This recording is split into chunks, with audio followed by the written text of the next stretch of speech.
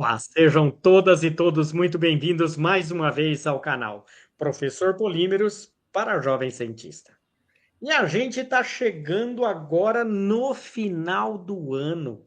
Todo mundo está muito cansado. Na verdade, a gente está fechando o semestre, o quadrimestre, está todo mundo cansado em relação às suas produções, e é claro que o canal está preocupado um pouco com a sua produção anual, e a gente hoje vai trazer um convidado muito interessante. Mas antes disso, eu queria fazer uma propaganda. Ó, se você não está inscrito no canal, por favor, se inscreve, aperta também o sininho para você receber as nossas notificações. E lembrando que nós estamos também no Instagram, Professor Polímeros, passamos de 7.000 seguidores e estamos também aonde? Se você não tem tempo de ficar no YouTube, vai no podcast nas plataformas Anchor, Spotify, Google e Apple Podcast. Tá bom? Não falei demais aqui, mas hoje eu tenho um convidado muito especial que nós vamos falar como escrever um artigo qualizar.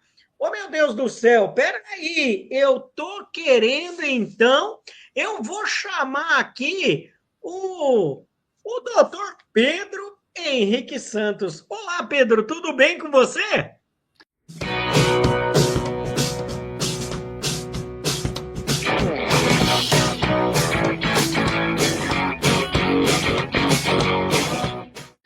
Tudo bom, professor Polímeros? Um prazer estar aqui com você.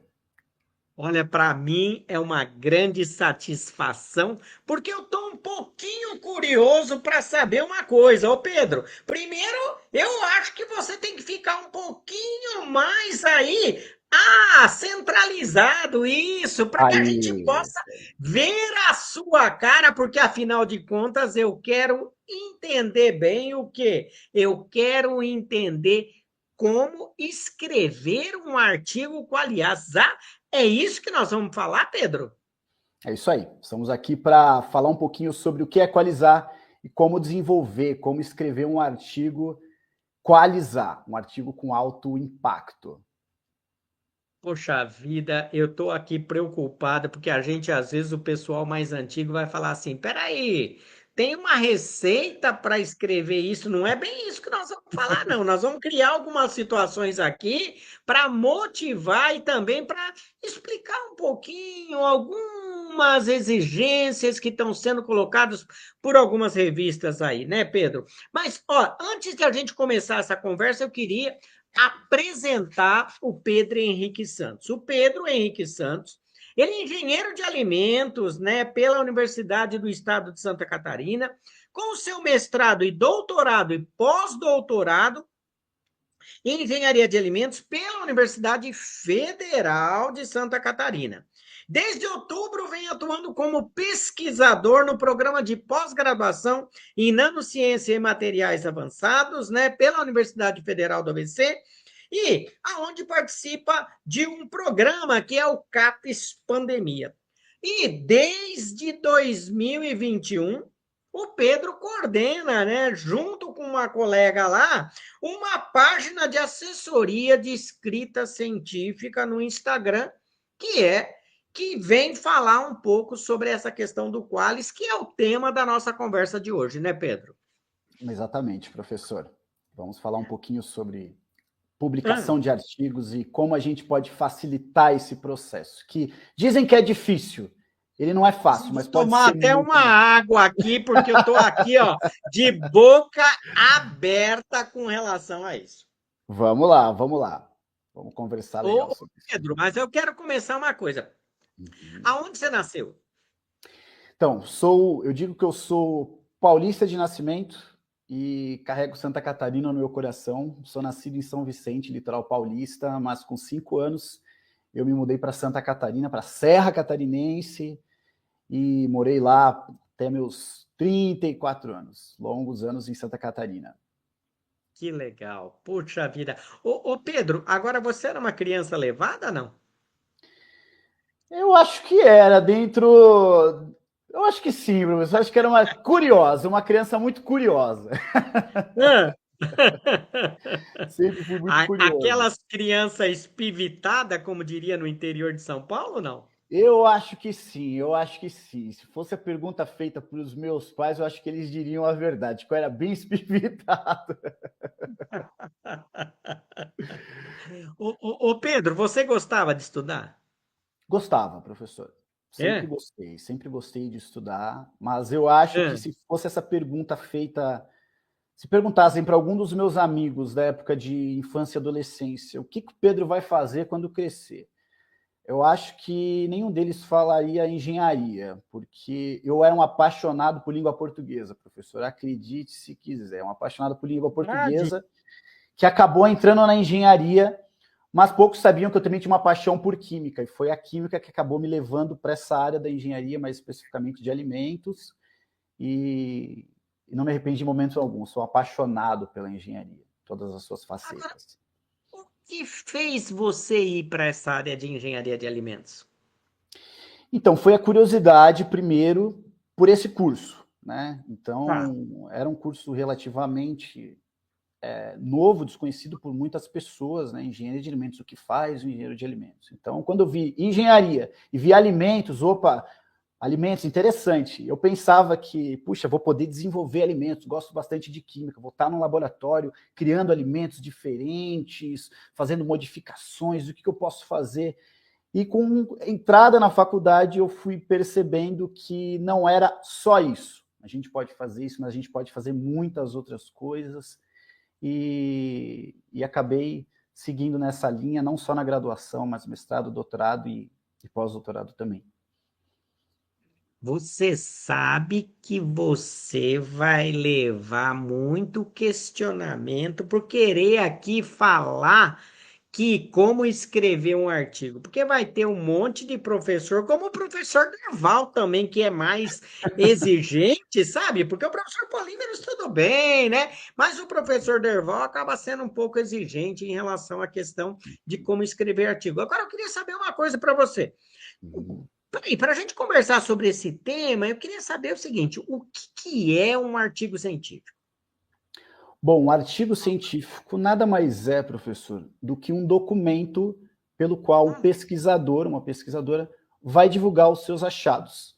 Então, o pesquisador ele tem que ter muito certo que escrever um artigo científico faz parte da pesquisa. Às vezes o pesquisador ele fica com aquele medo, puxa, eu vou ter que escrever o artigo, e agora, como é que eu vou fazer isso? Nossa, vai ser muito difícil, e se eu tiver meu artigo rejeitado? Não.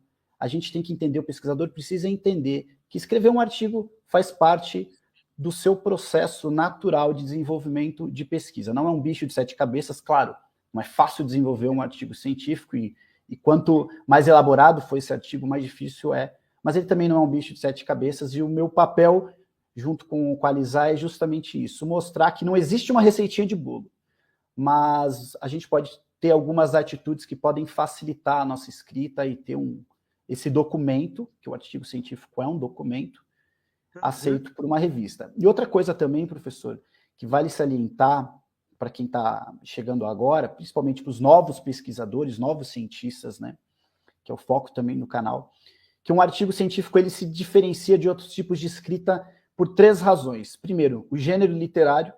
A gente escreve um artigo científico é diferente de um artigo de um jornal ou de um livro, um conto ou um livro de romance. A forma de escrita de um artigo científico ele é diferente.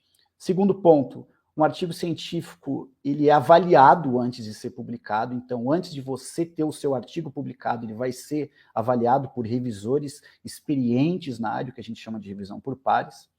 E a terceira diferenciação é que um artigo ele sempre vai sair no volume de uma revista específica da área em que você está trabalhando. Então é muito importante, antes de você submeter um artigo, você saber exatamente para qual revista você está submetendo, porque vai ser nessa revista que seu artigo vai ser sempre encontrado. E a gente sempre ouve falar, né, dos tipos de journal ou revistas, né?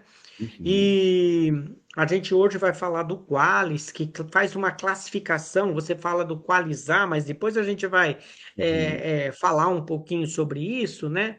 Mas quando você fala da escolha de uma revista, né, e para determinadas áreas, a gente sabe. Quando a gente vai para a engenharia de materiais, eu tenho algumas revistas que são mais voltadas às questões de metais, outras de polímeros, outras de processos, Uhum. e assim por diante. Então, também tem que pensar, né, que a contribuição que você vai dar, ela está vinculado muito àquele escopo de uma revista, é isso? Exatamente, professor. Antes da gente submeter um artigo, é muito importante nós entrarmos na revista, no site da revista, e buscarmos ali aquele item que chama Aims and Scope, ou objetivos de escopo da revista, para ver se exatamente a nossa pesquisa se encaixa com as propostas daquela revista. Se ela não se encaixar, não quer dizer que sua pesquisa seja ruim, não. Mas com certeza sua Claro. pesquisa vai se encaixar em uma outra revista, que com certeza vai receber o seu artigo e terá leitores muito mais específicos para aquele tema que você está desenvolvendo. Eu sei que, de fato, né, a gente está falando aqui de um artigo científico, de uma publicação. Agora, muitas vezes, né, muitos jovens, né, estudantes, a gente sabe que existe, de alguma forma, alguns interesses por artigos em revistas mais tecnológicas, Uhum. alguns de revistas mais científicas, né? Ou seja, que os leitores são mais preocupados com a questão mais científica do que tecnológica. Uhum. Agora, antes de eu entrar nesse aspecto, eu queria entender o seguinte: qual é a importância de um artigo científico? Porque eu posso fazer uma patente, eu posso levar para um congresso. Na verdade, eu acho que eu estou fazendo pesquisa para montar uma empresa. Por que eu vou publicar um artigo? Então, qual é a importância disso? Então, professor, publicar um artigo, por que publicar um artigo científico? Bom, o objetivo de todo pesquisador é trabalhar com a ciência, trabalhar numa pesquisa buscando responder a alguma pergunta que a ciência até agora não conseguiu responder. Então, o que o Tá. pesquisador ele vai fazer? Ele vai fazer um levantamento de qual esse gap, de qual esse espaço que a ciência não conseguiu responder. Ele vai se utilizar de metodologias para desenvolver essa pesquisa, vai achar os seus resultados, vai descobrir os resultados, vai ter respostas, vai fazer uma discussão sobre isso e pronto. Ele concluiu a sua pesquisa, certo? Não, não concluiu a pesquisa, porque essa é apenas uma etapa da pesquisa científica. De que adianta você encontrar um resultado para uma pesquisa científica se ela ficar restrita dentro das quatro paredes de um laboratório, né? Então, um artigo científico é a forma mais rápida e ágil de fazer com que a sua pesquisa chegue à sociedade da forma mais rápida possível. Até porque é para isso que a gente faz ciência, né, professor? A gente faz pesquisa científica para dar nossa contribuição, nossa experiência, para modificar a sociedade de alguma forma. Então, quanto mais profunda for a nossa pesquisa, feita sempre com muito esmero, com muita dedicação, e divulgado esse trabalho, da melhor forma e mais abrangente possível, mais rápido a gente faz com que esse trabalho chegue até o objetivo, que é a sociedade. E você falando isso, eu começo aqui a ficar pensando uma coisa, porque às vezes, sabe, Pedro, a gente criou esse canal aqui, Professor Polímeros para Jovem Cientista, para estar, né, divulgando, disseminando, né, alguns conhecimentos mais científicos, outros tecnológicos, porque a gente também tem entrevista com empresas, né? Uhum. E a grande preocupação tem sido, né, levar de uma forma bastante simples, eu diria que claras, com perguntas mais simples, né? E aí, de alguma forma, a gente está fazendo uma divulgação científica. Quando você me fala dessa questão do artigo, é óbvio que eu estou com uma linguagem um pouco mais sofisticada, porque eu estou falando de uma disseminação, né, científica, ou seja, eu estou divulgando entre pares, entre um meio acadêmico, eventualmente a tecnologia, o pessoal das empresas também leem artigos, mas quando eu falo, então, dessa importância, é uma das formas de divulgação, né, do nosso trabalho, né? Exatamente. Existem diversas formas de se divulgar o trabalho, existem congressos, que é até muitas vezes uma forma mais rápida, a depender da data do congresso, da abrangência do congresso, do tema que se vai apresentar nesse congresso, com formas rápidas também de você divulgar a ciência. Existem também as patentes, que já são de uma outra abrangência, com um outro foco, mas também são formas de se divulgar a ciência. E hoje, com a tecnologia que a gente tem, existem outras formas também que são maravilhosas de se divulgar a ciência. O próprio YouTube é uma forma de se divulgar a ciência, o que a gente está fazendo é maravilhoso. Então a gente tem que se utilizar de todas essas ferramentas, além, é claro, do artigo científico, que já carrega uma linguagem diferente, né? Uma questão muito mais formal, mas se utilizar de todas essas formas para se divulgar a ciência é muito importante. Agora, eu já perguntei para você sobre o que é um artigo, e a gente prometeu aqui falar sobre como fazer um artigo qualis A. Uhum. Eu quero entender um pouquinho o significado dessa palavra qualis. O que é isso, Pedro? Vamos lá. Antes a gente entender o que é qualis, alguns pesquisadores já devem ter ouvido falar em fatores de impacto.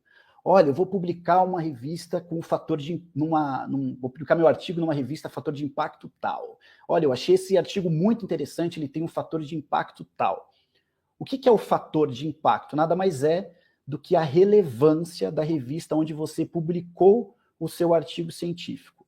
E esse fator de impacto ele leva em consideração duas coisas. Primeiro, o número de citações dos artigos publicados nessa revista num espaço de ano, então normalmente 2 anos, dividido pelo número de artigos publicados nesse mesmo espaço de ano. Então, se a gente for considerar o fator de impacto de uma revista nesse ano de 2022, então como que é feito o cálculo?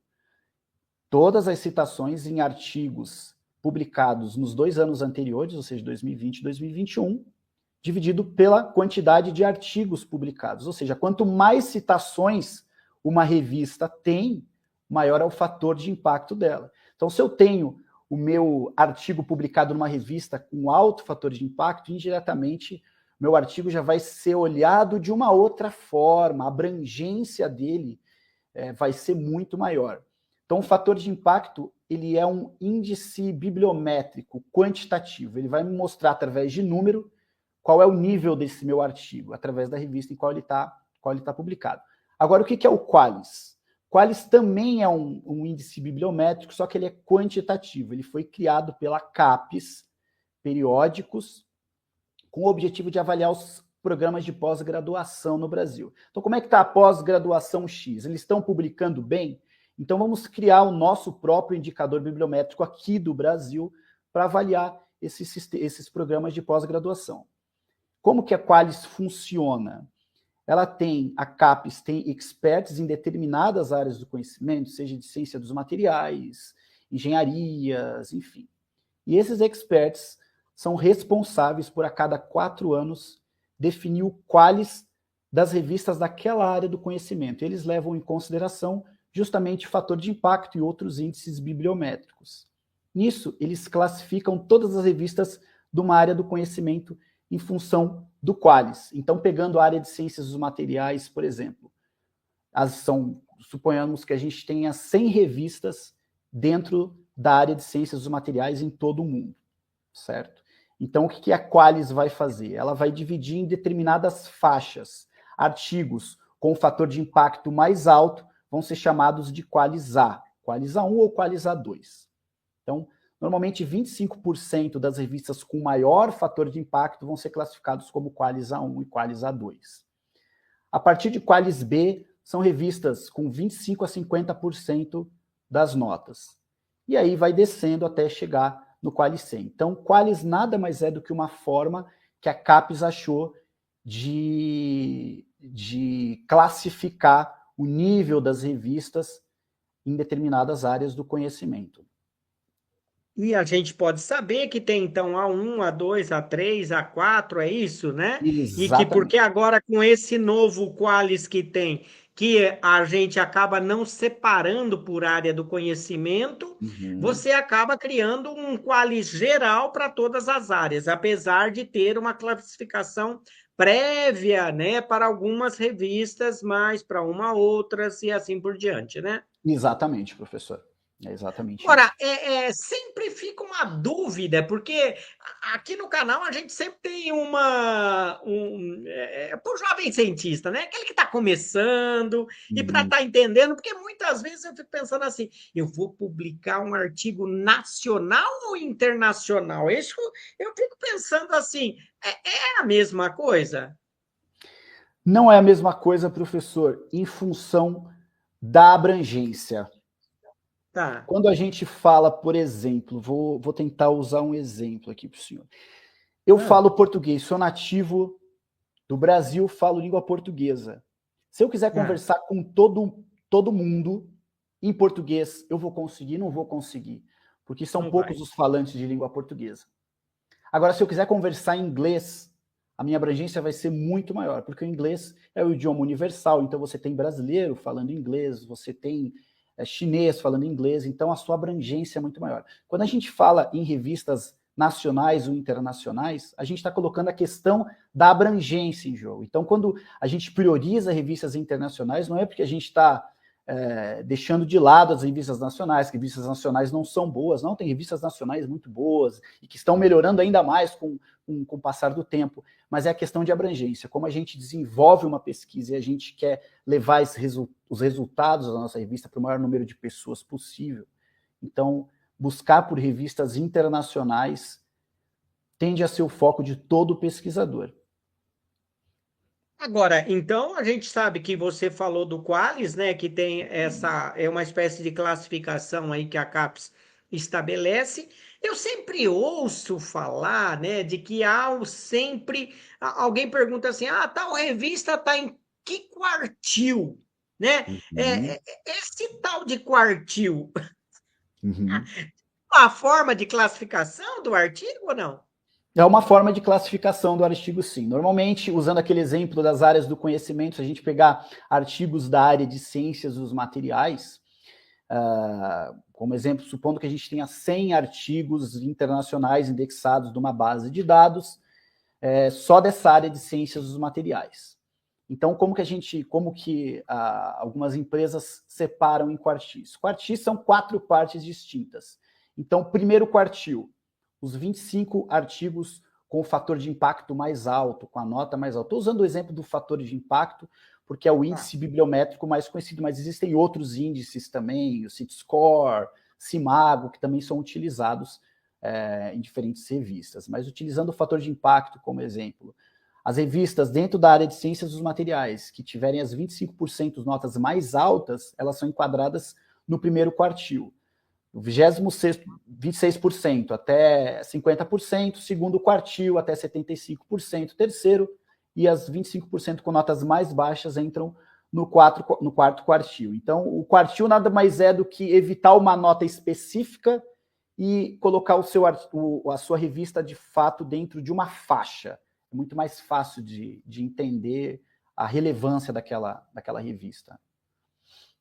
Agora, a gente está começando a entrar, você me explicou a importância de um artigo, né? Muitos até, às vezes, preferem não publicar e produzir uma patente, né? Porque até o primeiro ano, até um ano, né, você não pode publicar, porque se você tem um pedido de patente, Uhum. ele cria domínio público, né? Então a gente sempre fica preocupado quando se vai fazer uma patente, ou corre, faz a patente e depois vai fazer o artigo. Agora, o Pedro, a gente sabe, então, que tem essa questão, né? Cada vez mais está havendo uma exigência dos programas para os programas de pós-graduação por parte da CAPES de um aumento da produtividade, né? Então eu sei que a gente está cada vez mais cobrado, né, para publicar, para Uhum. publicar, para publicar. Eu pergunto, o Brasil hoje, ele publica muito artigo científico? Então, professor, essa é uma pergunta muito interessante, porque a gente vai de 8 a 80 nessa resposta. A questão de publicação, em termos de números, eu vou trazer para o professor um dado aqui muito interessante da Cimago, que é uma empresa de pesquisa de publicações científicas da Espanha. Eles fizeram um levantamento das publicações em periódicos internacionais de 1994 até 2018. Nos 49 países que mais publicam artigos científicos no mundo. E nessa pesquisa, o Brasil aparece no 13º lugar. Ou seja, somos o 13º país no mundo que mais produz. A gente produziu nesse período de tempo quase 1 milhão de artigos. Só que eles Nossa! fizeram, em termos de número, isso está maravilhoso, de fato. Só que em termos de citações, citação revela de fato a relevância do nosso trabalho, quanto ele foi citado por outros pesquisadores no mundo todo. Nessa mesma pesquisa, o Brasil aparece no 33º lugar, com uma média de 10 citações por artigo. Para a gente ter uma ideia, o nosso vizinho, a Argentina, nesse mesmo período de tempo, eles publicaram 1/5 do que a gente publicou, e eles têm um número médio de citações de 14 citações por artigo. Então, de fato, publicar bastante, a gente até está publicando. Mas será que a gente está dando a devida atenção à qualidade do que se tem publicado? Os artigos científicos estão saindo robustos de tal forma que a gente consiga causar esse impacto científico internacional, ou a gente está publicando por publicar, né? Essa é uma pergunta que a gente precisa se fazer, né? E um ponto importante que você coloca é essa coisa de citação. Mas eu vou fazer uma brincadeira aqui, porque o professor Polímeros é muito brincalhão. Fale mal ou fale bem, mas fale de mim. Na verdade, é esse o ditado, ô Pedro? Ou seja, tem que me citar isso, fale bem ou fale mal, e aí quanto mais falar de mim, eu estou mais citado. É isso mesmo? É mais ou menos por aí, mas de preferência fale bem de mim, que o meu trabalho seja muito bem visto. Então, hein, rapaz? Porque, na verdade, quando a gente pensa, né? Claro que normalmente a gente, quando faz um artigo, a gente analisa, né, os nossos resultados de acordo com a literatura, levando em consideração se está, né, ao encontro do que um artigo falou ou de encontro ao que o artigo falou, e de alguma forma isso acaba tendo uma citação. O que você traz aqui tem esse ponto, né, de posição em relação à quantidade barra citação, né, de 14, de 15 para 33 é bastante, né? É bastante, é bastante. Então, de alguma forma, eu fico pensando assim, é, é, puxa, né, o, que tipo de publicação que nós estamos preocupados? Como que nós vamos estar fazendo, né? Então, assim, é óbvio que isso suscita, né, já entrar na questão que nós vamos estar discutindo hoje, que é como escrever um artigo. Agora, eu quero entender um pouquinho. Quando eu penso nessa escrita do artigo, então você já está me dizendo que eu tenho que me preocupar com o fator de impacto dessa revista, porque tem a ver com uma relação de quanto o artigo é citado, porque você está acabando de dizer que também tem um posicionamento em relação a essas questões da citação. Agora, claramente, como eu inicio? Quer dizer, eu vou pensar, eu estou fazendo um trabalho, né? Como é que eu inicio esse processo de criação de um artigo? Uhum. Bom, professor, o processo de criação do artigo científico, ele deve começar com uma revisão bibliográfica. A revisão bibliográfica vai fazer com que você evite o máximo possível do retrabalho. De ir para a bancada, fazer algo e, puxa, deu errado. Aí você vai na literatura, uma simples busca na literatura, você consegue perceber que aquilo que você fez já tinha sido feito e não ia dar um resultado válido. Então, eu preciso, de fato, fazer toda uma revisão bibliográfica para começar, para ir para a bancada, começar a fazer meus experimentos? Não, não é isso. Mas você precisa ter um conhecimento básico do que você está fazendo, da onde você quer ir, onde você quer chegar e como você vai chegar lá. O como você vai chegar lá vai ser a sua metodologia, o seu método para chegar no objetivo final. Então, minha recomendação, a recomendação nossa do Qualizar, é sempre, antes de iniciar uma pesquisa, faça uma revisão bibliográfica e dê atenção máxima ao estado da arte. O que é o estado da arte? É saber, puxa, o que eu estou fazendo é isso. O gap da ciência é esse. Será que alguém já fez isso? Será que eu estou tentando responder algo que já foi respondido e ainda não me dei conta? Então, vamos fazer um levantamento, um estado da arte, ver aonde que está, qual o status da minha pesquisa. Se isso não foi feito ainda, puxa, bacana. Então, eu posso me encaixar aqui. Eu posso contribuir com a ciência nessa área aqui. E agora vamos encontrar métodos para responder essa pergunta. Quando eu tiver minha revisão básica pronta e meu estado da arte feito, aí sim eu considero que eu estou mais ou menos pronto para ir para a bancada, começar a fazer meus experimentos. Podem dar erro, isso é normal. Todo pesquisador vai ter dias que os resultados não vão dar certo, a gente vai ter que... Mas isso vai minimizar bastante o retrabalho, vai evitar com que a gente fique incorrendo em erros, né? E é legal isso que você está falando, porque em alguns momentos eu percebo que algumas pessoas ficam muito ansiosas de ir para o laboratório já para fazer a parte experimental. E quanto mais tempo eu diria que de degustar, né, na verdade, a literatura, fazer uma reflexão, uma leitura e uma análise crítica dessa revisão, para que eu possa estar entendendo o que é esse estado da arte, quer dizer, o que é que está sendo falado, né? Não é fofoca. É que grupo está fazendo o quê, né? Eu Exatamente. acho que é um pouco isso, né? O pessoal aí simples fala assim: olha, fulano está fazendo isso, ciclano está fazendo aquilo. E é um pouco por aí, né? Ou seja, sabendo de tudo isso, eu faço uma análise crítica e aí eu faço o quê? Eu vou tentar verificar qual é o escopo da minha investigação. Eu acho que isso que você está falando é muito legal, viu, Pedro? É isso aí, professor. A gente precisa conhecer quem são os nossos parceiros de pesquisa no mundo todo.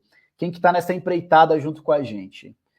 Quem que está tentando Agora, fazer só essa diz descoberta? para mim uma coisa: sempre então eu tenho que fazer a revisão bibliográfica, né? Sempre. A revisão bibliográfica, ela a gente chama de mandatory, ela é obrigatória. Claro que existem diferentes tipos de artigo, né? Eu estou falando aqui de artigos de pesquisa, né? Os research articles. Claro que existem outros tipos de artigos, existem os artigos de revisão. Nesse sim, onde não vai haver uma pesquisa de bancada propriamente dita, mas onde o objetivo vai ser fazer um levantamento de como dos fundamentos daquilo que eu estou estudando em um estado da arte puro, aí sim, é claro que eu vou ter que me debruçar muito mais sobre a revisão. Mas mesmo em artigos de pesquisa, que são os mais comuns, a gente precisa ter uma revisão bibliográfica básica, pelo menos antes de mais nada, antes de partir para a bancada propriamente dita. Uma coisa que é legal, né? O pessoal fala que artigo de revisão você tem que pegar um caminhão de artigo dos últimos 5 anos para tentar verificar o que cada um fez e tentar estabelecer uma ideia, quer dizer, levando, né, ou cronologicamente ou tentando, né, discutindo e apresentando o que está sendo feito em cada uma daquela tecnologia, com o passar do tempo e qual é o que está sendo hoje colocado como questão. Agora, e a parte experimental do artigo, então, ela tem que ser feita, pelo que você está me falando, depois da revisão bibliográfica, né? Isso. Não, claro que não precisa se esperar concluir toda uma revisão bibliográfica para começar a parte experimental, né? Porque isso também demandaria muito tempo. Mas uma revisão bibliográfica simples para se entender o que se vai fazer e onde se quer chegar. E um estado da arte, esse sim, deve ser feito antes, para você não chegar na bancada, fazer uma série de experimentos e depois descobrir que aquilo já foi feito por algum outro grupo. Então, uma revisão bibliográfica simples e o estado da arte, pegando esse apanhado dos últimos anos e saber se isso já foi feito por alguém, isso é fundamental. Depois você vai para a bancada, começa a fazer seus experimentos e você, claro, pode continuar escrevendo a sua revisão bibliográfica. O trabalho não para, você não vai parar tudo para ir para a bancada. Você vai para a bancada, mas você continua tratando dados, continua escrevendo, se atualizando também. Então, digamos que começa com a revisão, mas você não precisa esperar terminar a revisão para ir para a bancada. Agora, o que você está falando, em alguns momentos, né? Isso vai me permitir dar um pouco mais de background sobre até a forma com que eu vou fazer. E mais que isso também, né? Quer dizer, os detalhes do método, muitas vezes eu não vejo isso nos artigos, né? Uhum. Isso. Não vejo, Exatamente. né? Então, Não. Isso. Agora, o fato também de fazer a revisão bibliográfica evita de eu perder dinheiro, porque às vezes eu faço um experimento, o cara já fez, quer dizer, não vou conseguir publicar esse resultado, né? Sem dúvida. Perde dinheiro, perde tempo. Tempo. Então, como a gente diz, tempo é dinheiro também, né? Na pesquisa Tempo científica. é Né? A gente dinheiro. sabe muito Ok. bem disso. Então, The time is money. times money. Exatamente. Agora eu quero saber uma coisa. Você está me enrolando. Eu estou Não, percebendo que vamos você lá, está me vamos lá, vamos lá. enrolando. Eu quero saber o seguinte: eu vou escrever esse artigo. Eu quero saber quais são as partes, seções que normalmente eu tenho que olhar com carinho para escrever um artigo. Eu sei que muitas revistas são diferentes, mas de uma maneira geral, eu poderia dizer que o que eu tenho que pensar quando eu vou escrever um artigo? Bom, professor, todas as partes obrigatórias do artigo, desde de título, a escolha das palavras-chave corretas, porque elas vão estar diretamente ligadas ao seu buscador na internet. Tudo isso é muito importante. Então, aqui eu vou trazer um apanhado geral das partes obrigatórias de um artigo científico que eu considero mais interessante para a gente, a começar do título. Então, o título é a primeira parte obrigatória de um artigo científico. Então, é muito importante que o seu título seja impactante. Então, existem ferramentas para isso, né? Então, o seu título não precisa ser aquele título quadrado que todo mundo usa, o convencional. Por que não colocar uma pergunta, um questionamento no título? Será que isso daqui traz uma resposta, interrogação?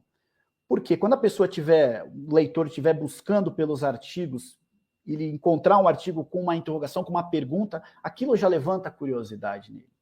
Né? Ou um artigo com título e subtítulo. São algumas alternativas que a gente tem para deixar o nosso título mais chamativo, mais interessante.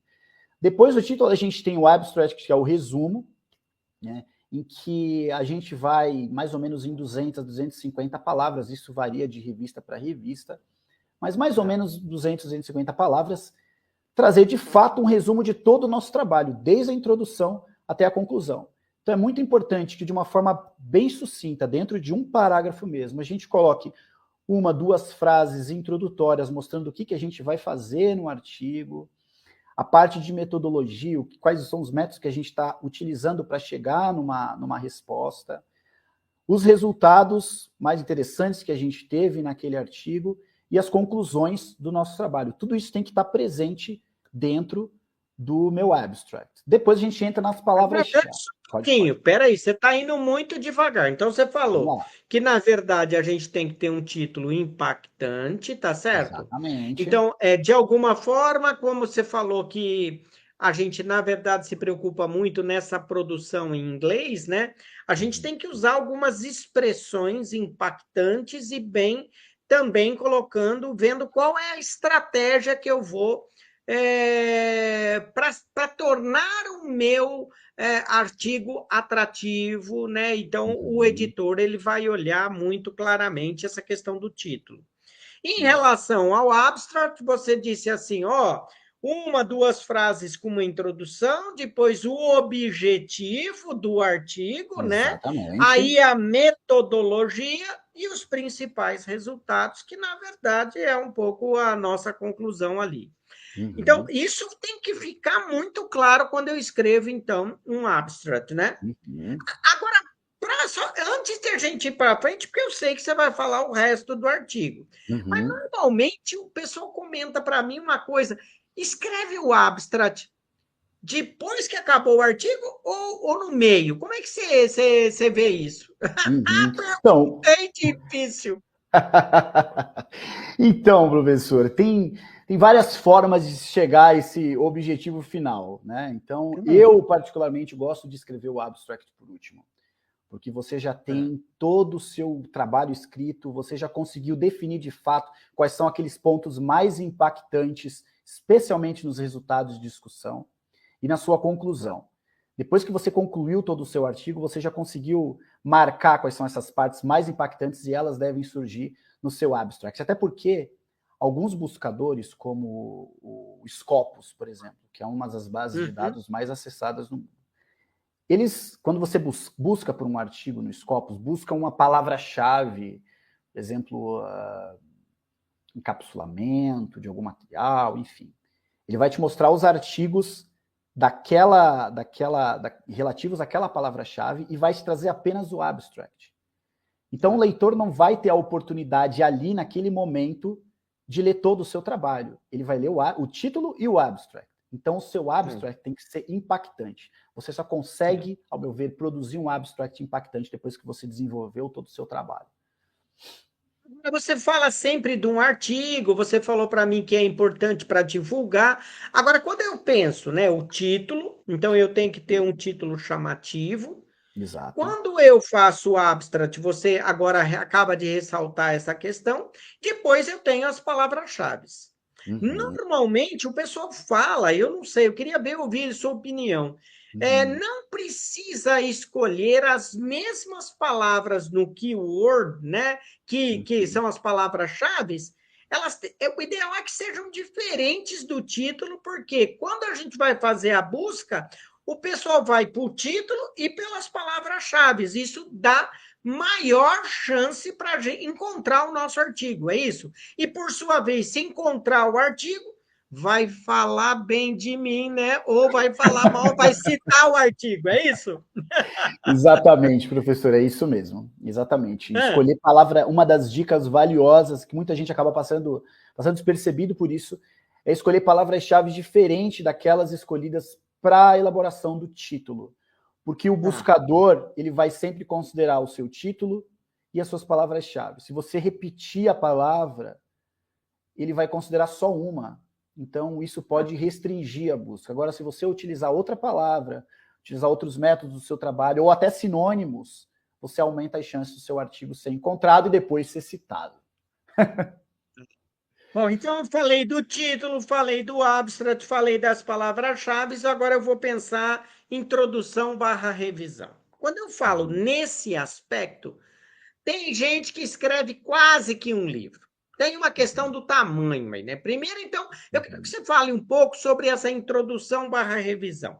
Porque a gente sabe que ali a gente tem que colocar um pouco, quase que o estado da arte, né? Em relação à questão de investigação a que a gente se propõe investigar. E tem muita gente que mistura aspecto teórico e acha que está fazendo o ó do Borogodó, né? E depois fala, mas não sei por quê. Eu quero entender um pouquinho assim, essa introdução para revisão, o que tem que ter?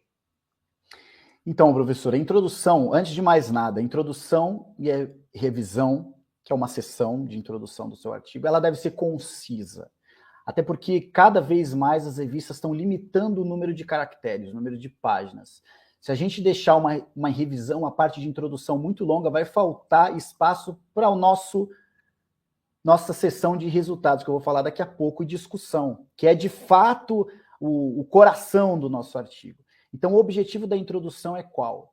É apresentar o nosso trabalho ao leitor. Então, a gente gosta de usar o exemplo do cone. Então, a nossa introdução, ela começa na parte de cima do cone. O cone começa grande e ele vai afunilando. Então, a parte de cima do cone, ele vai trazer o quê? Uma contextualização sobre aquilo que eu estou abordando, números, dados oficiais e tudo mais.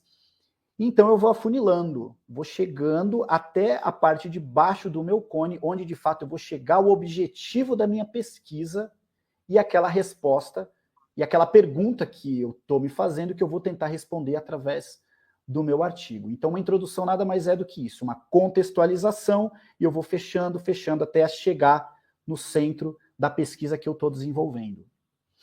E claro que levantando a possibilidade de uma carência, né, da que a literatura tem para justificar o objetivo do meu trabalho. É isso, né? Exatamente, sempre levando em consideração o que a literatura não apresenta. Foi feito um levantamento, uma busca na literatura, aí entra a questão do estado da arte que eu falei, que é fundamental antes de escrever um artigo. Foi feito um levantamento na literatura, não foram encontrados trabalhos que respondam a essa pergunta que eu estou fazendo aqui, que a ciência faz. Então, esse trabalho vem responder essa pergunta. Agora, me diz uma coisa, quando a gente faz, então, essa revisão, esse estado da arte, eu estou imaginando que a gente vai evitar página de internet, a gente não vai ter página de internet quase, só o essencial, artigos dos últimos 5 anos, ou seja, uma revisão atual. É isso mesmo? Exatamente. Revisão atual considera-se revisão de 3, no máximo 5 anos. Passou de E 5 anos. livro, só se for essencial o livro, algum outro, é isso? Isso, exatamente. Especialmente, Tá, livros são bastante indicados para a questão de fundamentos. Quando a gente pega tá. fundamentos e tudo mais, a questão teórica, os livros são muito bem-vindos, clássicos e tudo mais. Mas sempre dando prioridade a artigos dos últimos 5 anos. Tá. Agora, ou seja, eu estou indo, né, então, para frente. Fiz a introdução, fiz a revisão, aí, no final da introdução, sempre põe the aim of this paper, né, o objetivo desse trabalho, e coloca o objetivinho ali, mas de uma forma muito simplificada, né? Exatamente. O objetivo ele tem que sempre aparecer ao final da introdução, porque ele vai ser muito importante lá na parte final, nas conclusões que eu vou falar daqui a pouco. Bom, agora, e a parte experimental, para que serve? Parte experimental serve para todos saberem exatamente o que a gente fez. Realmente eles fizeram esse trabalho, ele foi feito da forma correta, então é fundamental que a gente coloque, deixe uma forma explícita o que foi feito, qual a parte experimental, como a parte experimental foi realizada, que é o como, uma das perguntas que a gente faz antes de mover a pesquisa, né? Como que eu vou chegar nesse objetivo?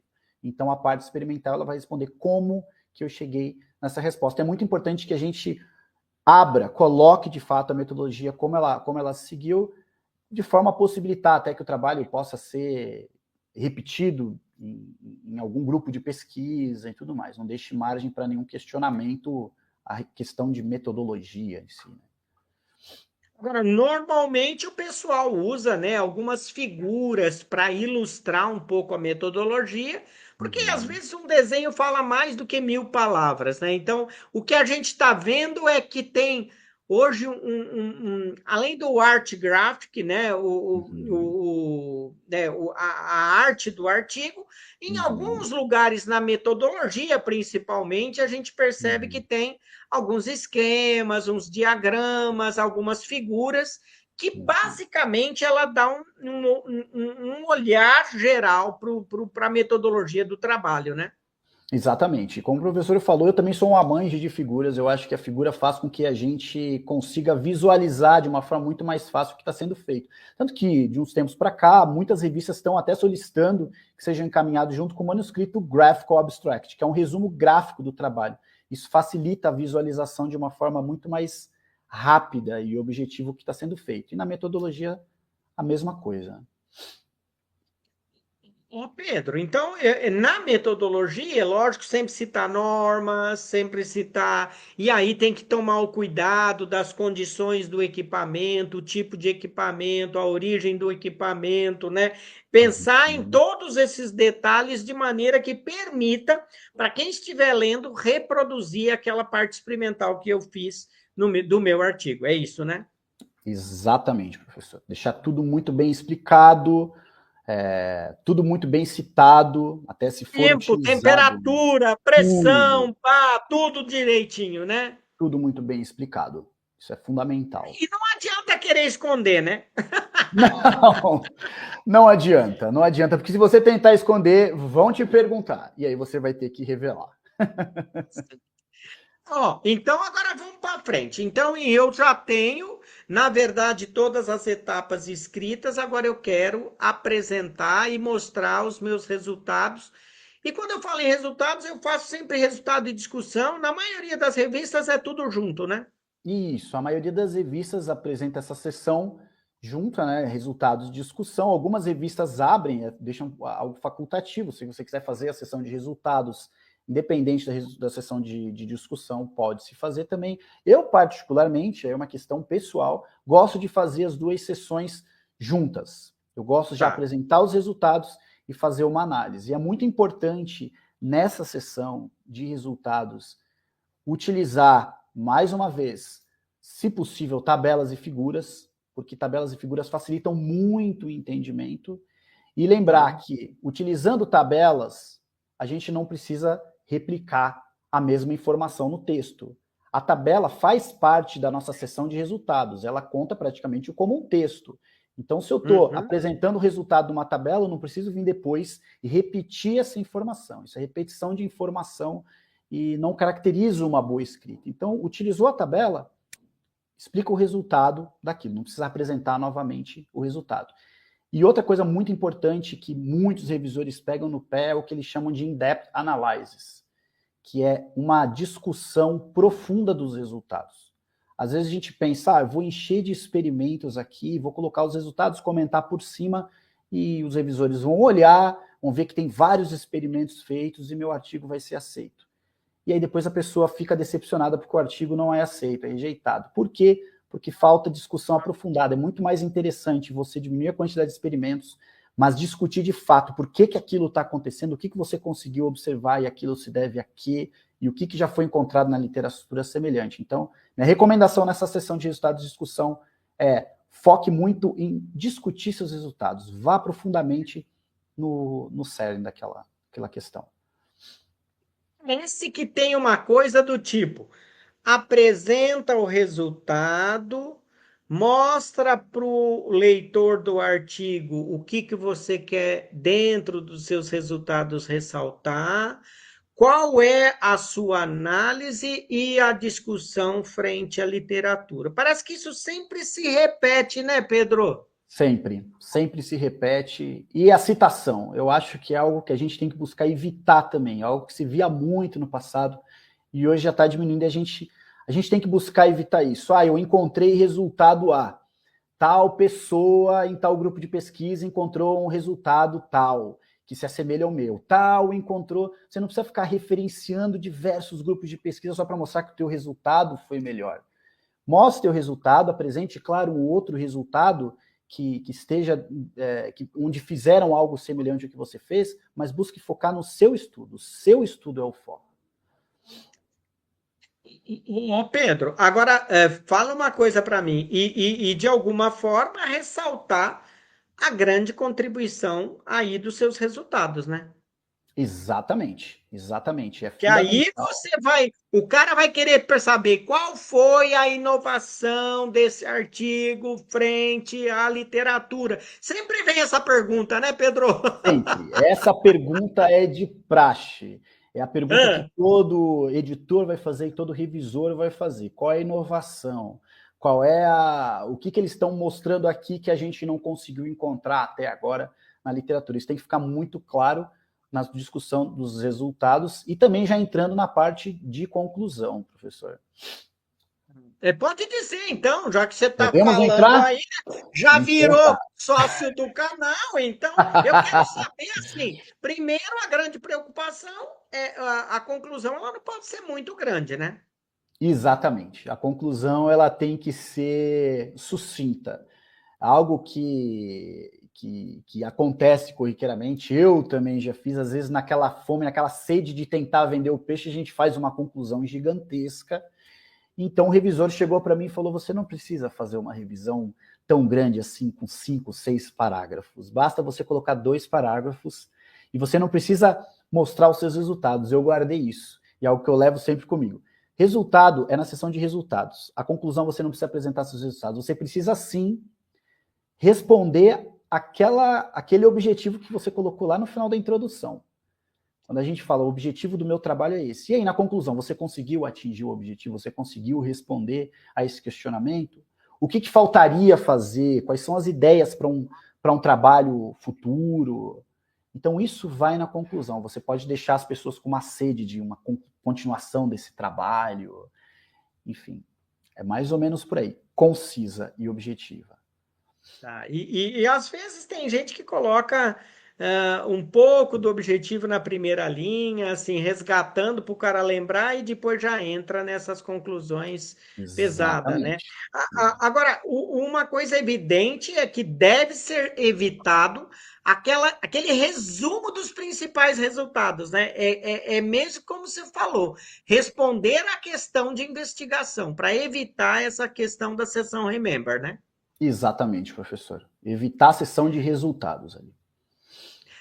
Lógico que a gente tem que dizer o seguinte, referência bibliográfica, a gente tem vários softwares hoje que faz gestão, Mendeley e outros, né? E aí a gente tem que tomar muito cuidado, porque toda revista tem um padrão. Então, pode usar um software, pode usar alguma coisa, mas parece que tem que bater o olho depois para checar no pente fino mesmo, é isso, Pedro?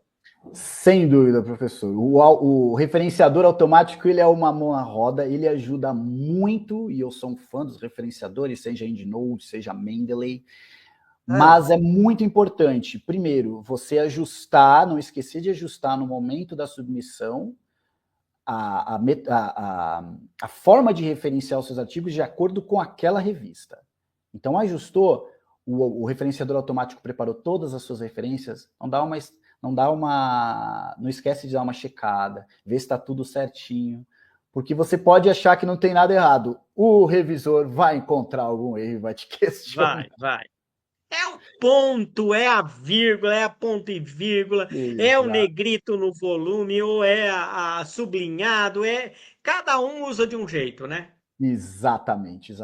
Então é fundamental a gente, antes de mais nada, claro, a gente não mencionou aqui, mas antes de submeter um artigo para a revista, leia a instrução para os autores. Cada revista apresenta uma seção de instrução para os autores. Então leia muito bem, qual deve ser o tamanho recomendado para cada uma das seções, né, quantas Quantas figuras, páginas, quantas quantas figuras. tabelas, né? Exatamente. E como deve ser a referência. Lendo tudo isso, tendo isso muito claro, você vai ser o artigo com tranquilidade.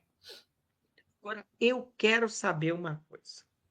Bom, primeiro a gente falou que tem um Graphical Abstract. Hoje, cada vez mais as revistas estão querendo, né, figuras muito bonitas, coloridas, que meio que para economizar tempo também de leitura e coisa do tipo. Então, a gente sabe que, então, um determinado artigo, para eu submeter para uma determinada revista, eu devo evitar algumas cópias, né, plágio, e aí a gente sabe que algumas revistas, né, o teor de plágio, como esses softwares que você passa aí, no máximo, o nível de tolerância deles é muito pequeno, e muitas vezes esse número é fruto até de como você escreveu a referência bibliográfica, que você simplesmente citou igual o que estava escrito no artigo, né?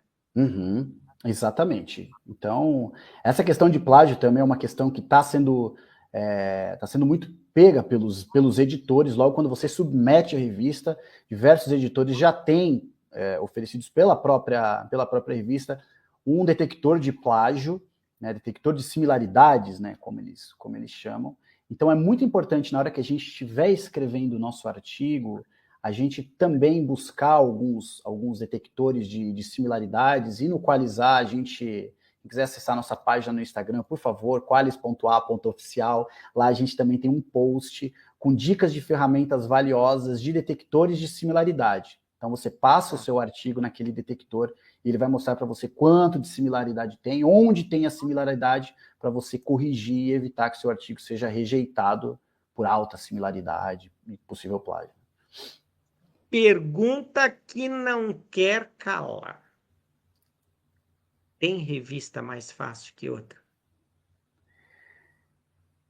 Tem. É o ônus e o bônus, né, professor? Tem revista que é mais fácil do que outra. Normalmente, quanto mais alto o impacto, mais alta a abrangência, mais alta vai ser a cobrança pela alta qualidade do artigo. Então, se eu quero publicar um artigo numa revista com alto fator de impacto, que é o nosso objetivo, a gente tem que estar preparado para a cobrança ser elevada também. Mas é claro que se a gente buscar fazer tudo da melhor forma possível, seguir algumas dicas, que não é receita de bolo, mas são dicas que podem te ajudar, podem te facilitar ali na frente. A chance de você ter esse artigo aceito é muito maior, mesmo uma revista com alto fator de impacto. Eu não vou tocar no assunto aqui, mas eu acho que a gente tem que conversar friamente. Erro de inglês, the book is on the table, é complicado, né? So complicated. Muito complicado, é uma das razões dos artigos voltar. É um mix de tipo, esse cara não sabe nem escrever, então peraí, eu vou desconfiar do resultado, eu vou desconfiar disso, eu vou desconfiar daquilo, né? E aí ele pede para ir para algum revisor nativo. Normalmente eles pedem isso, né? De origem nativa, né? Exatamente. O que você tem a dizer sobre isso, Pedro? Então, é muito importante, né, que os Tá, pesquisadores saibam se comunicar em inglês. E é algo que eu tá. bato muito nessa tecla. Não tenha medo de se comunicar em inglês, escrever em inglês. Porque os pesquisadores pensam, puxa, eu leio o artigo em inglês, eu sei escrever em inglês. Mas ler é uma coisa, escrever é outra coisa, são habilidades diferentes, a audição, a leitura e a escrita. Então, desenvolva, sabe? Você está escrevendo um artigo, busque escrever em inglês, não tente escrever em português para depois passar para o inglês. Já comece a escrever em inglês, se você errar, tudo bem, vai corrigir, mas isso vai fazer com que o seu cérebro processe aquilo de uma forma muito mais natural. E com o tempo você vai estar escrevendo super bem e não vai correr esse perigo de o seu artigo voltou porque o seu inglês não está bom. Sempre eu ouço falar o seguinte, né? Que a dica que você dá para algum aluno ou para alguém que queira escrever um artigo. Primeiro, eu devo esquartejar, quer dizer, dividir um artigo em dois, publicar vários pequenos artigos em vez de um maior, com maior revista de maior impacto. O que você hoje tem visto? Então, professor, isso cai exatamente numa das perguntas que o professor me fez com relação ao número de publicações. Se de fato eu tenho um grande trabalho feito e estou buscando número de publicações, é muito fácil eu cortar esse artigo em diversos artigos e publicar. Só que quando eu corto esse grande artigo em vários artigos, as revistas com alto fator de impacto dificilmente vão aceitar. Então a gente vai ter que ir descendo o nosso nível, descendo o nosso nível. Se a gente desce nosso nível, menor fator de impacto, menos vão lembrar de mim, menos vão me citar. E o que vai acontecer? O Brasil vai seguir nesse ranking de muita publicação, mas pouca abrangência, pouca transformação, pouca divulgação. Então eu sou da opinião de fazer um artigo um pouco mais robusto, mas buscar sempre a maior abrangência possível da minha pesquisa. Pensa só, você se debruçou, você estudou, se dedicou para fazer uma pesquisa, para ter seu artigo publicado numa revista onde poucas pessoas vão ler, vamos buscar divulgá-lo para mais e mais pessoas, né? Fico triste aqui quando chega em torno de 1 hora, porque a gente já tem que despedir da pessoa, mas eu quero antes. Porque na verdade, o pessoal da internet, eu não sou youtuber, mas o pessoal da internet fala que tinha que fazer entrevista de 10 minutos. Eu falo, pô, eu não vou trazer uma pessoa aqui para falar um bate-papo bem rápido, por isso que eu gosto de aproveitar, eu gosto de tentar tirar. Então, Pedro, é lógico que a gente tem que responder uma pergunta que é o título da nossa conversa, né, para finalizar, eu acrescentaria assim, sobre publicar, né, o artigo no Qualizar, né? O que você tem, assim, para meio que resumir como publicar um artigo Qualizar? Como publicar um artigo Qualizar? Primeiro, não ter medo de submeter para revistas Qualizar. Eu acho que um erro de todo pesquisador é achar, mas meu artigo não está muito bom, eu acho que eu não fiz o que deveria, eu acho que faltam informações. Não tenha medo. E não tenha medo também quando vier a rejeição, se ela vier, porque isso faz parte de todo pesquisador. Revistas com alto fator de impacto, eles têm uma taxa de rejeição altíssima. São encaminhados centenas, milhares de artigos por dia, e revistas aí estão uma taxa de aceite de 20%. Então, a maioria dos artigos rejeitados, a maioria dos artigos são rejeitados. Isso quer dizer que eles são artigos ruins? Não, é porque por alguma questão ou outra eles não foram aceitos. Mas jamais pense que a sua pesquisa não é boa o suficiente. A segunda dica que eu dou é sempre fique de olho na literatura, aquilo que a literatura está apresentando. Eu tô dentro, eu tô nesse mesmo fluxo, onde que seria interessante eu publicar? Seria nessa revista, ela tem um fator de impacto bacana, legal, vai ter uma abrangência boa, ótimo. E terceiro, busque seguir essas pequenas dicas que não são receitinhas de bolo, como eu disse, mas elas podem fazer a diferença. Um título impactante, uma introdução que apresente todas essas sessões, um abstract muito interessante, salientando os principais resultados, uma discussão aprofundada. Tudo isso vai fazer com que lá na frente a sua possibilidade de publicação seja muito mais alta.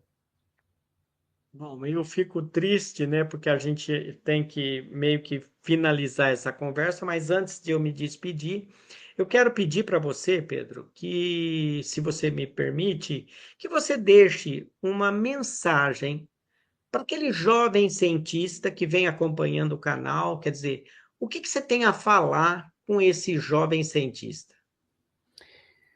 A minha mensagem para o jovem cientista é: não desista do seu sonho. Você entrou na ciência, com certeza porque você tem uma paixão por ela. Às vezes a situação pode não ser tão fácil, pode ser complexa, e dentro da pesquisa eu te informo que você vai passar por vários momentos em que as coisas não sairão como você espera, mas tenha certeza que o prazer de você desenvolver um trabalho e ver que aquele trabalho deu frutos, que você conseguiu publicar o seu trabalho, que você está contribuindo para uma melhor sociedade, isso é muito, muito melhor e muito gratificante e vai te trazer uma alegria muito maior do que todas as dificuldades que você teve. Então não desista, vá firme, que a ciência é maravilhosa e pesquisar é muito bom. Eu fico contente e, ao mesmo tempo, né, fico contente de ouvir esse seu comentário, até porque, além de você trazer aqui como publicar um artigo no Qualizar, né, você traz uma mensagem muito bonita que, de fato, está estimulando, né, os jovens, né, a fazerem pesquisa, porque eu acho que isso é só assim que a gente vai conseguir valorizar a ciência e a tecnologia, principalmente no Brasil, né? Porque eu acho que é um país onde que a gente está cada vez mais precisando desta valorização. E é por isso que nós fizemos, de fato, né, criamos esse canal para tentar fazer e cada vez mais fazer divulgação científica, porque é uma coisa que a gente acredita e que para que a gente possa levar de uma forma muito simples, né, para a sociedade e mostre também, né, o que é que está sendo feito, vários desenvolvimentos dentro das instituições,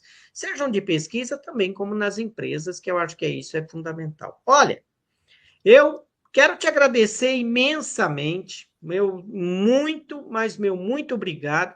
Então, deixo para você falar algumas últimas palavras para que depois a gente possa se despedir. Imagina, professor, eu que agradeço a oportunidade de poder compartilhar um pouco dessas informações. O meu objetivo com a nossa página, peço até que vocês sigam, @qualis.a.oficial no Instagram. Nosso objetivo, meu e da minha colega, é divulgar informações, divulgar um pouco da nossa experiência para auxiliar você, pesquisador, a se comunicar melhor e fazer com que o seu artigo tenha muito mais chance de ser publicado. Nosso objetivo é esse. Então, siga pesquisando, não desista da pesquisa, porque ela é muito gratificante, e não tenha medo de publicar.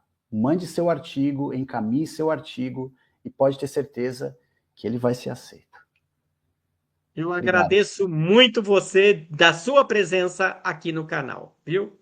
Obrigado. E olha, a cada um de vocês que está aqui nos ouvindo, ouviu até agora, ó, se você ainda não se inscreveu, por favor, se inscreva no nosso canal, né? Aperta o sininho, né? Para que você possa estar recebendo as nossas contribuições. E ó, acompanhe a gente no Instagram, a gente está com mais de 7.000 seguidores. O nosso objetivo não é só ser youtuber, é, na verdade, fazer a valorização, a divulgação e a valorização da ciência e da tecnologia, né? Então, eu vejo, a gente está chegando no final do ano, né? E a gente trouxe aí o Pedro Henrique Santos para conversar com a gente sobre como escrever um artigo, né? Qualizar. E eu acho que agora a gente vai entrar numa fase onde a gente vai ter um período aí de descanso, que a gente vai estar recuperando as energias, e o canal vai estar postando para vocês aí alguns shotzinhos do que a gente vem fazendo ao longo de todo esse período. Então, por isso, acompanhe a gente aqui no canal Professor Polímeros para Jovem Cientista. Vejo você aqui no canal.